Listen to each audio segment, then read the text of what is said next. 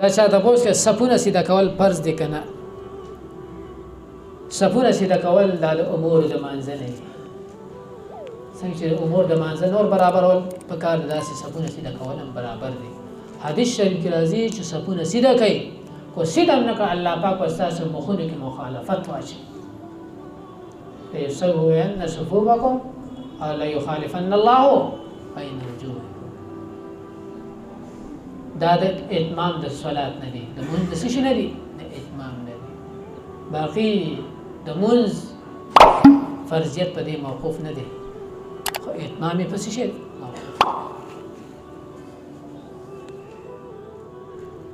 دا چاته پوس کې درود شریف ډیر زیات پم خو نبی علی السلام نه خوب کې ناراضي دا څه وجه کې دي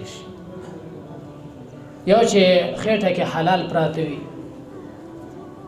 دویم دا چې درود شریف وي دریم دا چې نظر حفاظت کې علم نبی علیہ السلام خوب کې تاکي کم نقص دي دا ځان نه وباسي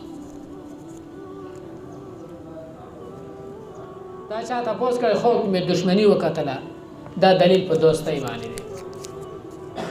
سره دوستانه وته کې دا چاته پوس کړي چې یو کس په یو ځلمان سور له سجدي کوي شي کنه د ختم قران نه بعد او کولای شي سور له سون په وسلم کوي شي بلکې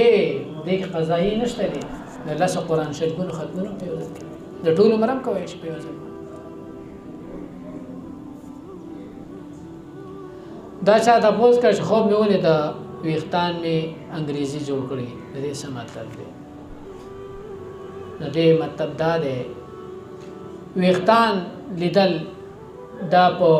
مال باندې دلیل دی په اوږد عمر باندې دلیل دی په علم باندې دلیل دی په هدایت باندې دلیل دی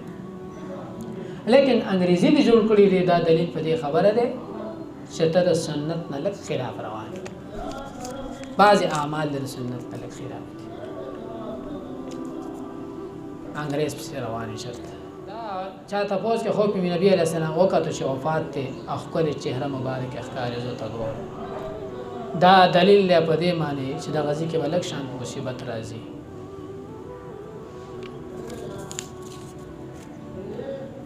چاته پوس کړي دي چې خوب کې د خپل مور نه بوسه اخلم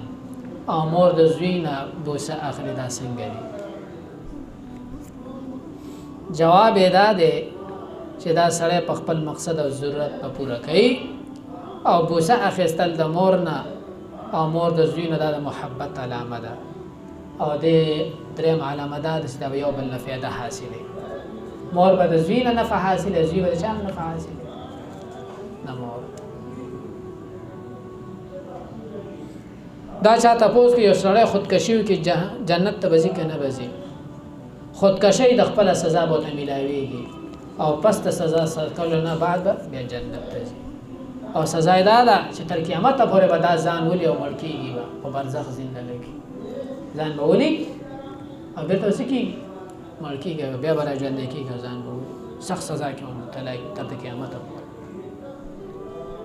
ځکه خودکشي کول دا الله پاک امانت ته د انسان او د ځای موږ کې غلط شو دا سي غلطي وکړه چې پر زفري خدامون نه دي او خدا سي غلطي کړی چې واجب پرې خېری یا فرض ډېر کمه زیاته کړي د مخکې رستواله یا واجب کې نو دې غلطۍ د ادراک سجده سهوا ده او که سجده سهوا ونه کړه مونږ یې وشو فرض دوباره مونږ کول واجب الاعاده پر میم دته ویلي او کو یو سړی ته سجده سهوا ریاض شي او دعا ته رسیدلې او کنا عذاب النار ته اغه نه بعد هم سجده سهوا کول گنجائش ته دي یا قول دا چې پس د دعا نه سجده سهوا گنجائش میشه